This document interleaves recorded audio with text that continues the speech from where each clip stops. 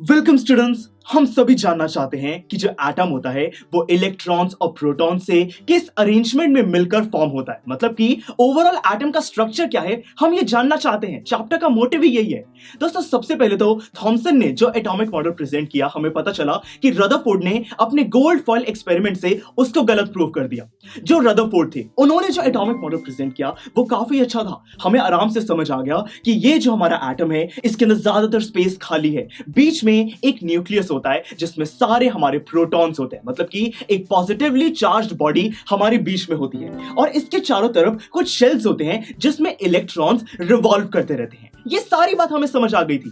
पर दोस्तों, नील बोहर ने एक क्वेश्चन पुट अप किया कि यहां पे जितने भी इलेक्ट्रॉन्स हैं, इनके अंदर रिवॉल्व करने की एनर्जी, शक्ति कहां से आती है, और जब ये एनर्जी खत्म हो जाएगी तो क्या होगा। और दोस्तों, इस क्वेश्चन की वजह से लोगों ने रदरफोर्ड मॉडल ऑफ एटम पे थोड़ा डाउट करना शुरू कर दिया। अब दोस्तों, उस वजह से नील बोहर ने क्या एक्सप्लेनेशन दी और फिर उनका जो एटॉमिक मॉडल है वो कैसा है, इसी चीज को हम आज के लेक्चर में समझने वाले हैं। तो फिर चलिए शुरू करते हैं।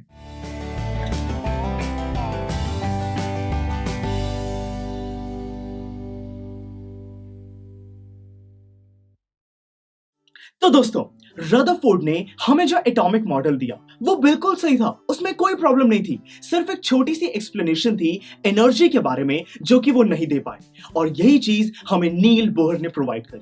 उन्होंने हमें बताया कि जो एक एटम होता है उसके अंदर हमें पता है कि बीच में न्यूक्लियस है जिसके अंदर सारे पॉजिटिवली चार्ज पार्टिकल्स, मतलब कि सारे प्रोटॉन्स होते हैं।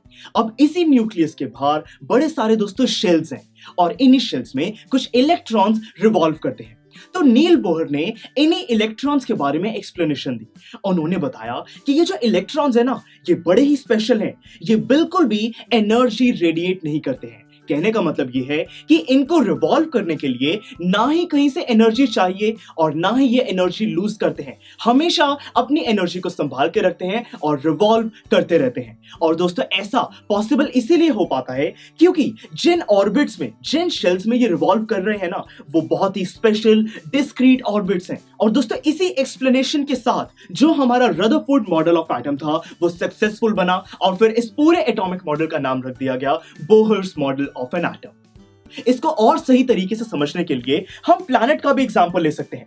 देखिए, आपको पता है कि जो हमारा सोलर सिस्टम है उसमें क्या होता है दोस्तों, बीच में एक सन है, सूरज है, और सूरज के अराउंड बड़े सारे ऑर्बिट्स हैं दोस्तों, कुछ स्पेशल डिफाइंड ऑर्बिट्स हैं जिसके अंदर अलग अलग प्लैनेट्स रिवॉल्व करते हैं। आपको पता है, सबसे पहले मरकरी, फिर Venus, earth, Mars and so on. तो ऐसे अलग अलग प्लैनेट्स हैं जो कि रिवॉल्व करते रहते हैं। तो उसी तरीके से एक जो एटम होता है उसमें बीच में सन नहीं बल्कि एक न्यूक्लियस होता है, और न्यूक्लियस के अराउंड प्लैनेट्स नहीं, सिंपली इलेक्ट्रॉन्स रिवॉल्व करते हैं। तो दोस्तों, ये काफी अच्छी एक्सप्लेनेशन नील बोहर ने हमें दे दी।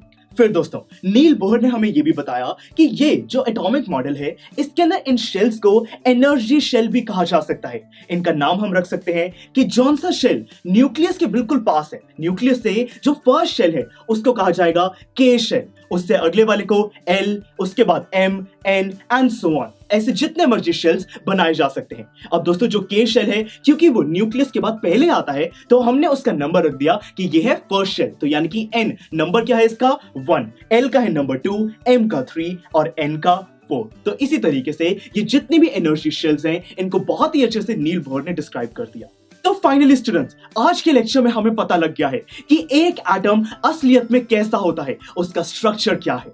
अब दोस्तों, इसी रिसर्च की वजह से जो रदरफोर्ड है और जो नील बोहर है, उन दोनों को नोबेल प्राइज भी दिया गया। क्योंकि देखिए, इन दी एंड हम सब जानते हैं कि ये जो एटॉमिक मॉडल है जिसको हमने आज स्टडी किया, दोस्तों ये इन्वेंट तो रदरफोर्ड ने ही किया था, पर इसकी सही एक्सप्लेनेशन नील बोहर ने दी। तो इसीलिए दोनों को नोबेल प्राइज दिया गया। तो चलिए दोस्तों, हमने स्ट्रक्चर ऑफ द एटम को समझ लिया है। अब हम मिलेंगे अगले लेक्चर में।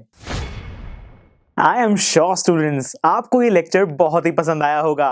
तो अगर आप अपने हर कंसेप्ट को इतने ही मजेदार और इंटरेस्टिंग तरीके से क्लियर करना चाहते हैं तो डाउनलोड कीजिए हमारी PuStack ऐप, जहां पर आपके लिए और भी बहुत सारे ऑप्शंस अवेलेबल हैं, जैसे कि sample papers, back exercise solutions, written answers and much more. So what are you waiting for? Download the app now.